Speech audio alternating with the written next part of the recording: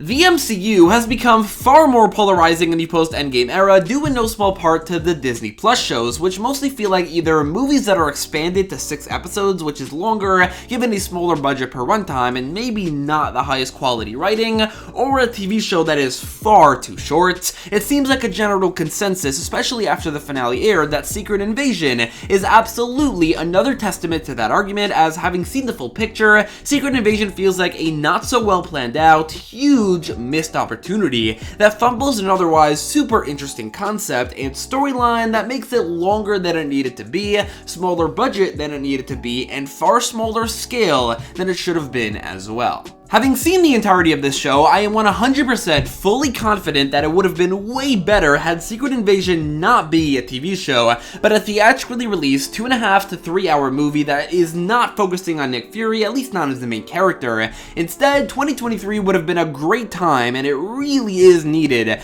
to release a movie called Avengers Secret Invasion, and in this video I'll be explaining why. This will not be a review of Secret Invasion, but I will discuss my opinion a bit to further explain why I think it should have been an Avengers movie, and to do so I will not be avoiding spoilers at all. Make sure to subscribe and let's begin. I think the single biggest issue that people have had with this show, myself included, is that the plot and the scale of the conflict was so much larger than the character it focused on. Nick Fury is great, but he is just a regular person, and a very old one at that. There's not much he could do against a large group of Skrulls, and certainly nothing he could do against a Super Skrull. This made any time Fury was near Gravik feel like he shouldn't have left alive, and made the show feel like it was struggling to come up with reasons for why the Avengers, or at least one superhero, was not involved. The first excuse that the show came up with was mildly satisfactory, enough for me to be okay with it for a few episodes, that being Fury saying that involving the Avengers can lead to the Skrulls impersonating them, which can lead to unforeseen chaos. Aside from the fact that that would have been far more interesting than what we were seeing on screen, it kind of made sense in continuity and was a fine excuse until the stakes began to tip more so towards a superhero showdown versus this political thriller. It became increasingly ridiculous that the Avengers, or even maybe just Captain Marvel, weren't called down. The excuse the show then came up with in episode 5 was Fury saying something along the lines of "this is personal," which is about as unsatisfying an answer as an answer can be. Fury literally might as well have been saying the Avengers aren't here because of the budget. This is also made worse by the fact that this is Nick Fury we're talking about. I mean, Fury going into a superpowered fight because he thinks he can deal with it on his own is the exact opposite of what Nick Fury was about throughout the entirety of the Infinity Saga. He brought together the Avengers, he rallied behind them in Age of Ultron, and called Captain Marvel in Infinity War. Fury has never been the character to deal with something on his own because that's not his specialty. He's not a powerful field agent, he's a super spy who's particularly good at bringing more physically capable people together. It doesn't make sense for him to have his own show with these Avengers level stakes, but with no Avengers. Instead, they created Gaia. I think on the surface, having a character like Gaia, who I know wasn't created by this show, but this version of her, this adult version was, having a character like that be the equal to the main villain power-wise ally that Nick Fury has works on paper, but not in the way it ended. As a Super Skrull, Gravik could have definitely been an Avengers level threat with the combined powers of a Skrull, Groot, Extremis, and some others, but he definitely could have been an Avengers level threat once the Harvest came into the picture, as with the combined powers of the of Captain Marvel, the Hulk, and Thanos, he might have been the single most powerful character to ever appear in the MCU. This definitely could have been a single character that an entire group of heroes needs to combine forces against. Instead, what we got is this show having to create a second equally powerful character who ended the conflict by killing him,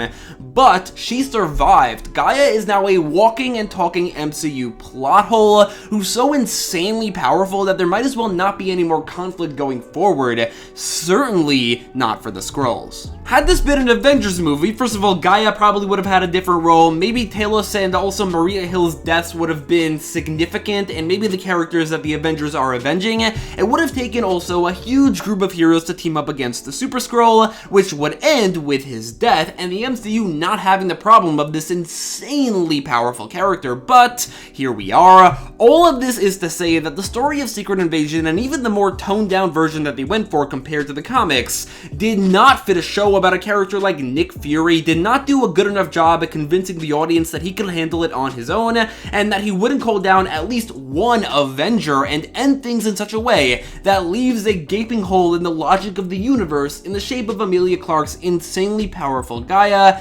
because yeah, that's what they did. And again, this is all talking about the toned down version of Secret Invasion the show went for, which in and of itself is already a less interesting concept than the original comic, or even the animated adaptation from Avengers Earth's Mightiest Heroes, as in both those Secret Invasions, because all the heroes are involved, we don't know who we can trust, we don't know which Avengers are actually who they say they are, or how long they've been Skrulls, and this creates some really interesting interactions, interesting plot twists, and some intense scenes. Instead, the show did actually have one Avenger, James Rhodes. However, we never saw him suit up in the War Machine suit. He had a completely different personality to how he typically acts, signifying that he only recently became a Skrull and is the most theorized Marvel character to be a Skrull already. Because of this, it became pretty clear pretty quickly that he's a Skrull, and there aren't many other characters, at least characters that we've already known about, who are Skrulls, especially since there's no other superheroes on this show. Looking past all of that, the biggest issue with the post-Endgame era of the MCU compared to the Infinity Saga, aside from probably a larger varying degree of quality,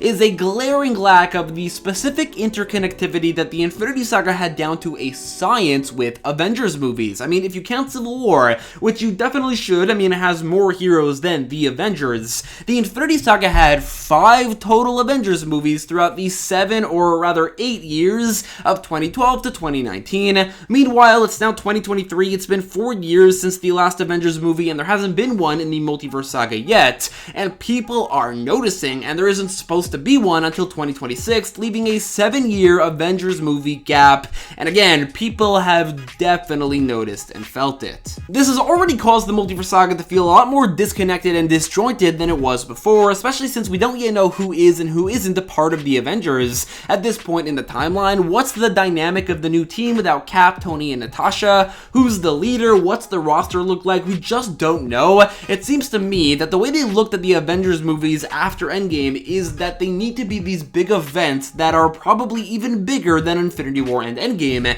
and while that probably will be the case with King Dynasty and definitely Secret Wars, I don't think those huge events would be a good place to establish this new team. Instead, a smaller, but still not completely small-scale, Earth-based event with a very interesting gimmick that would have worked wonders in the marketing department, like Secret Invasion, would have been a fantastic story to adapt for this first part of a trilogy, the one where they established the new roster of the Avengers before the big multiverse events that are the King Dynasty and Secret Wars Avengers movies, which will be a lot larger. Secret Invasion probably also would work really well for an Avengers movie that gives Captain Marvel the large role she has not had yet in an Avengers movie, especially since it's the most personal to her. It's the Skrulls and they were a part of her movie, and I think that would have worked so well. It's a shame because they wasted it on a show that will be forgotten really soon. It didn't really accomplish anything aside from kind of grow out Nick Fury's character a bit,